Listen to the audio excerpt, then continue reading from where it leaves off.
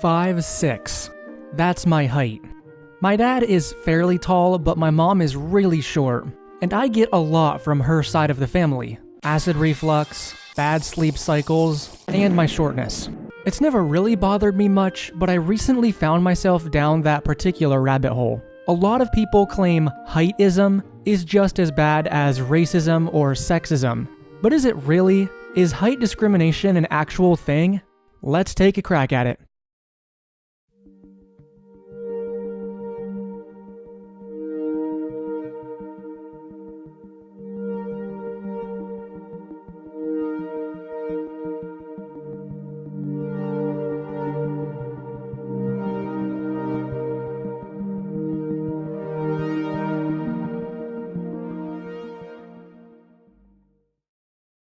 I did an experiment on the dating app OkCupid. I originally listed my height as 5'7", and I didn't get any matches. On average, about one a week. I sent a message to all of these matches, but only 20% replied. Then I changed my height to 6'1", and I got 3 times more matches. And I got replies 50% of the time. Unfortunately, many women in London won't date anyone under 6 feet. Chris, 5'7".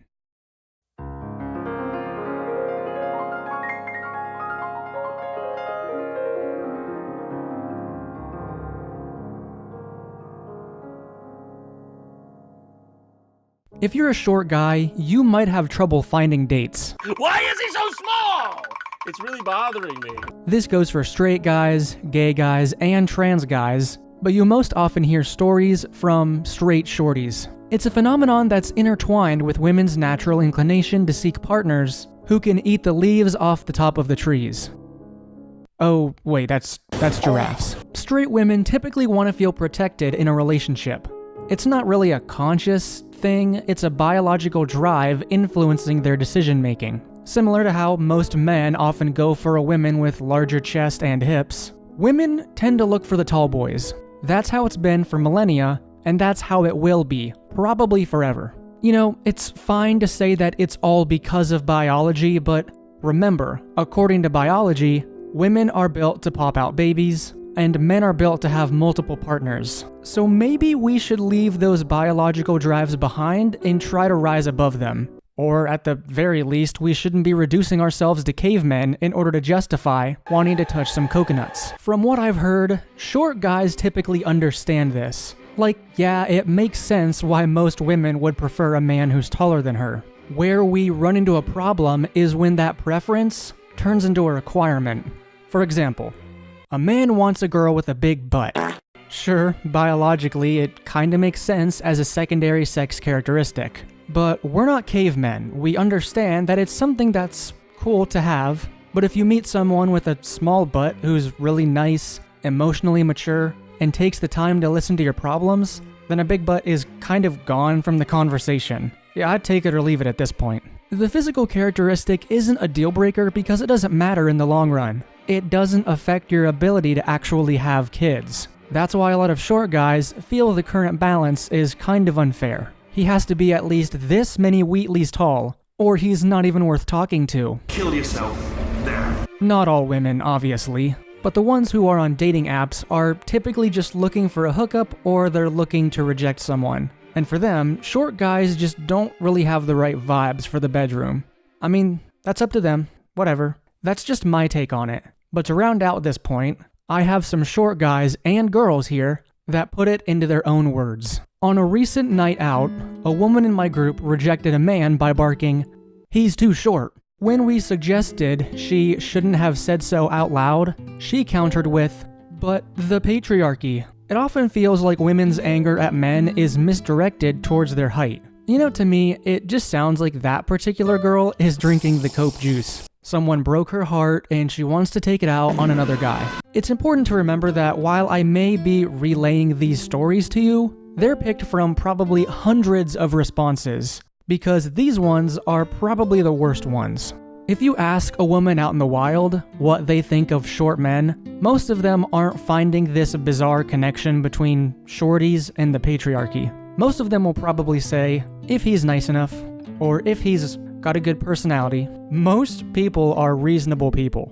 Statistics from the dating app Bumble suggest more women want to date someone who is 7 feet tall than someone who is 5'11". Apart from anything else, this is not good for anyone's necks. And yet, the average height of a man in the UK is under 5'10". Even stranger is the fact that the 6-foot requirement results purely from the quirks of the UK's imperial measurement system. You know, women in the Czech Republic don't only lust after men only 182.88 centimeters tall. So hey, there's a hot tip. Maybe us short guys should be measuring ourselves with the metric system, because most Westerners won't know if it's over 6 feet or not.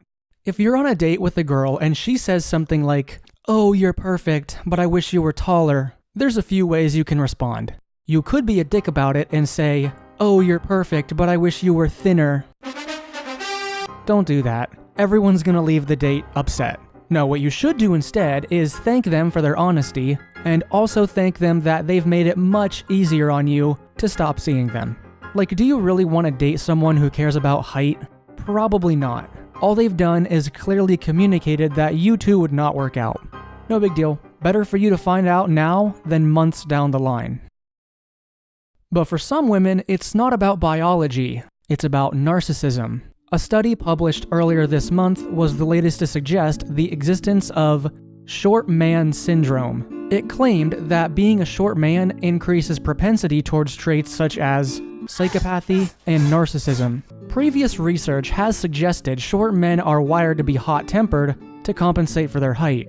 I'm not sure how reliable such studies are, but in a way that's not the point, as the theory has become widespread. Speak to young single women about why they go for tall guys, and they'll often bring up a date who was constantly trying to prove himself to compensate for his lack of stature, or who lied about his height on a dating app. Ladies and gentlemen, we find ourselves with a chicken or the egg situation. Which came first? Women rejecting short men because they obsess over height? Or men obsessing over height because they're getting rejected for it? The answer is both. They both popped into the cultural zeitgeist at the same time. So the only real solution is to leave the cycle. If you're a short guy, make a conscious effort to squash your insecurities, and respond to every rejection with, her loss. Women, make a conscious effort to not automatically reject a guy because he's a little bit short. Yeah, I understand, your girlfriends might make fun of you, but if he's a genuinely great guy, then they're only making fun of you because they're jealous you found someone who doesn't treat you like garbage. Basically, instead of playing the blame game, let's just say it's on both of us to stop doing it, Cold War style. And hey, some girls do have a thing for shorter men. This is from someone else's experience. My 6-foot-tall ex had a bit of a thing for shorter men. She probably felt safer with them, having had a difficult relationship with her very tall father. And I think she was amused by other people's reactions. It took me a while to get used to it, but I came to regard all the sideways glances and whispers as rather complimentary, as everyone obviously thought there must have been something especially good about me. I am who I am because of my height. It's given me this willingness to take risks that I call my parachute syndrome. In a terrifying situation, even though I may be terrified just like everyone else, my reaction is often, "Oh, well, I'm standing at the door of this airplane. Might as well jump out. What's the worst that could happen?" Alan, 5'2". There's actually a lot of benefits to being short that people often overlook. Extra legroom in the backseat and on an airplane. Low-hanging ceilings are no problem. Fewer back problems, as there's less stress on your back in general. People won't give you arbitrary expectations like they do tall people. You aren't expected to be some athletic god, and can more easily choose your path in life. A twin-size bed feels like a king-size bed. Your professional opponents might underestimate you, which can give you the advantage. You'll always win hide and seek. If you're running from the police, it'll make it easier to fade into a crowd. And my personal favorite, spoken by Black B and TMG in their video Short King's Anthem. Quote, "I could suck a titty while I'm standing up." Yeah, this was a short chapter, but if we've learned anything today, it's that being short doesn't mean it's bad. I don't have a story to go along with this one, but it's such an interesting concept, I felt it was worth sharing. There's a surprising amount of fashion advice out there for short men. Number 1. Embrace vertical stripes. Vertical stripes create an illusion of height. Opt for shirts, t-shirts, or even blazers with vertical stripes. Ensure these stripes are proportionate to your build, not too broad or too thin. Lighter hues with subtle stripes can be especially flattering. Pinstripe suits and striped shirts will boost your confidence. Number 2. Opt for high-waisted trousers. Wearing high-waisted trousers lengthens the leg line. This optical illusion makes you appear taller by making the lower half of your body look longer. Pair these with a well-fitted premium dress shirt or t-shirt, and you have a classic, height-enhancing look. In order to ensure that the trousers are high-waisted, opt for custom pants so you can specify them. Number 3. Keep it streamlined. Choose clothing with a slim fit that follows the contours of your body. Too much fabric will overwhelm your frame, while too little will exaggerate its dimensions. Tailoring is your friend. Invest in well-fitted pieces that make you feel sharp. Number 4. Harness accessory proportions. Opt for smaller, streamlined accessories. A modestly sized watch, a slim wallet, and a narrow tie clip can make a difference. Avoid large, bulky items that can dwarf your frame. Even your glasses frames should be in proportion to your face. Number 5. Master the tuck. Tucking in your shirt can make a big difference. It not only makes you look neat, but also creates a distinct upper and lower body division, which helps in giving an impression of height. Experiment with a partial tuck for a more casual, yet polished look. There's more advice on this particular website, which you can find a link to in the description of this video. I'm not someone who pays too much attention to their fashion, but I think I might try some of these out. Things like striped shirts are easy to implement and are usually at a pretty low cost.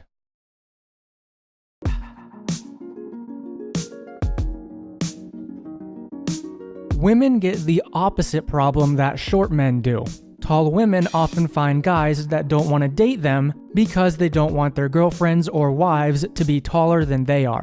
Someone who doesn't ask them to try to play down their height or doesn't throw a fit if they decide to wear their favorite heels, that's going to be a welcome change from what they usually hear.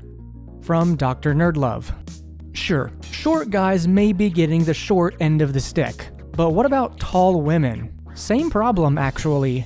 Author Paulette shares her struggles. As I watched MTV as a child, I awaited being that girl in the bikini top sitting on my boyfriend's shoulders at the concerts.